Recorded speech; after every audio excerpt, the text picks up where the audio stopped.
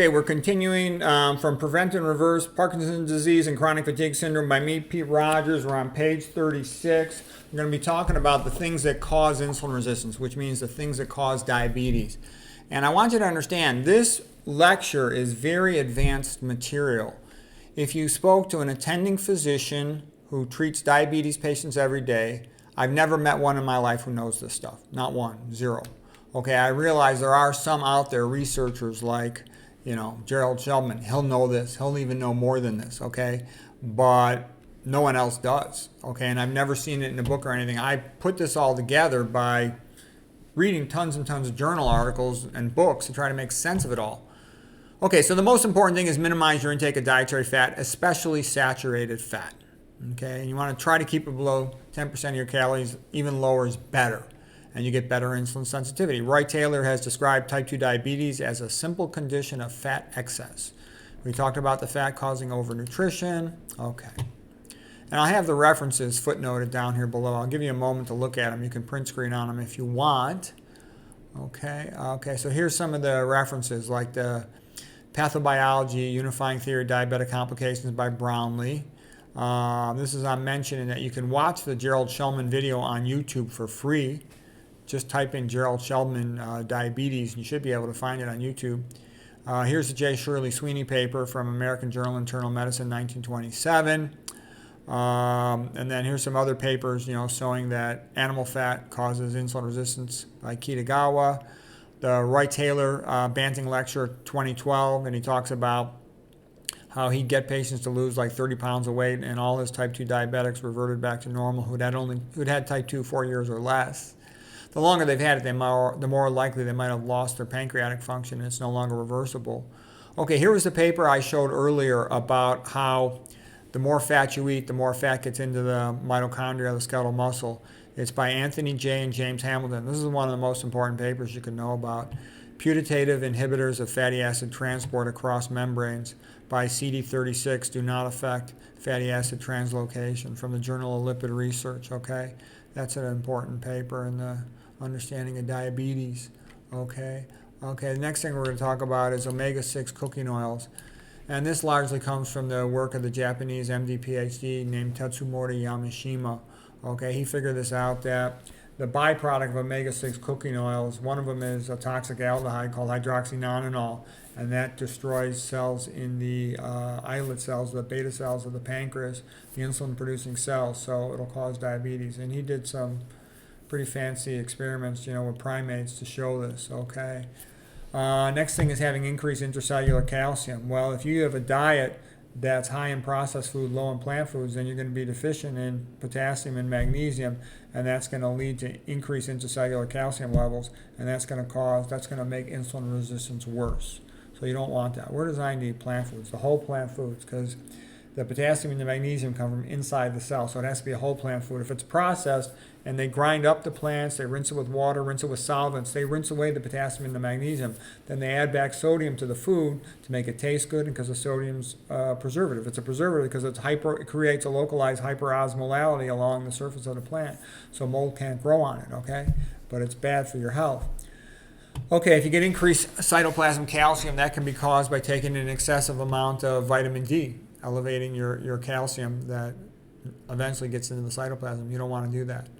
Okay, and it causes increased calcium absorption from the gut.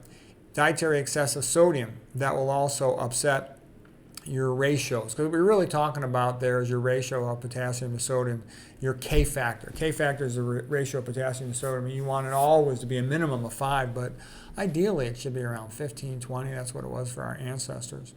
Okay, if you eat an excessive amount of industrial fructose, as in high fructose corn syrup, that'll lead to increased sodium absorption in the gut. It's a bad thing. Okay, it's often contaminated with mercury, and that's also toxic to cells, toxic to mitochondria. The average Westerner eats an excessive amount of sodium, and they're deficient in potassium and magnesium. That contributes to worsening insulin resistance. Okay, here's the references for Tatsumori Yamashima. There's the book High Blood Pressure Solution by Richard Moore that's pretty good on ion pumps of plasma membranes. Psychological stress will elevate blood glucose because stress is made for a physical danger. You know, you're being chased by a tiger in the dark, run and climb a tree or something. So you got to elevate your blood glucose and your blood lipids to provide energy for your muscles and for your heart so you can run, sprint, climb, do what you have to do. But things that, you know, you get the same elevation of cortisol and catecholamines that raise your blood glucose, blood lipids when you're psychologically stressed out, or when you drink caffeine because it mimics the acute stress response, or lack of sleep. Sleep deprivation is perceived as stress and elevates cortisol and catecholamines, the same hormones of the acute stress response. Some people are on cortisol medications, for example, for treatment of autoimmune disease, and there's some other reasons to go on them as well, sometimes for asthma, sometimes for treatment of brain tumors, etc. Okay, but those will also cause hyperglycemia in the blood, hyperlipidemia, and they will increase insulin resistance and predispose towards increased risk of diabetes. Being sedentary. You want to exercise because when you exercise, you get those glucose type 4 transporters to go up to the skeletal membrane, plasma membrane, and let glucose into the skeletal muscle. That's what you want, especially postprandial. It's good to walk after eating. And if you're sedentary, you're not going to be doing that. Okay? Excessive estrogenic chemicals. Estrogenic chemicals are fat storage hormones. Okay? And they lead to obesity and insulin resistance. You don't want that. It can be BPA from, you know, plastic, hard plastic, phthalates from plastic conditioners and whatnot. Okay, again, more of the papers here. Stress-induced diabetes, mechanisms linking stress and insulin resistance, mechanisms like glucocorticoid-induced insulin resistance. So all the papers are there if you want them. Okay, we talked about glyphosate increasing the risk of diabetes. It contributes to causing fatty liver. Okay, fatty liver is basically diabetes of the liver. We talked about high fructose corn syrup. That'll lead to elevated serum uric acid. The serum uric acid is a vasoconstrictor, decreasing patency of the muscle capillaries. Well, if you block those muscle capillaries, then the postprandial glucose can't get into them, and it can't get into the skeletal muscle, so that's bad, okay? And again, here's all the papers for all that stuff. You can print screen it if you want.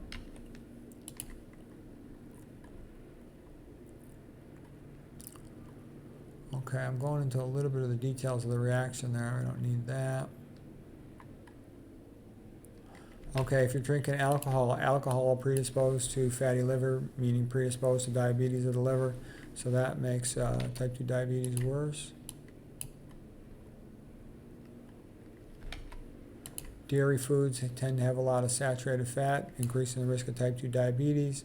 Aluminum has a mild chronic toxic effect on pancreas beta cells. That's another reason why you want to filter your tap water. Okay, artificial sweeteners have a tendency to increase insulin resistance.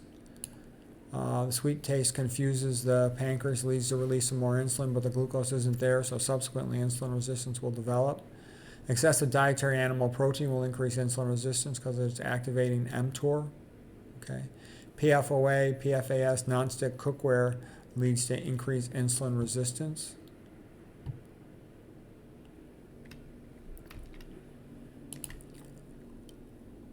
Mitochondria inhibitors. I have a whole video. I found like over 120 mitochondria inhibitors where I talk about them and their relationship to diabetes and other diseases.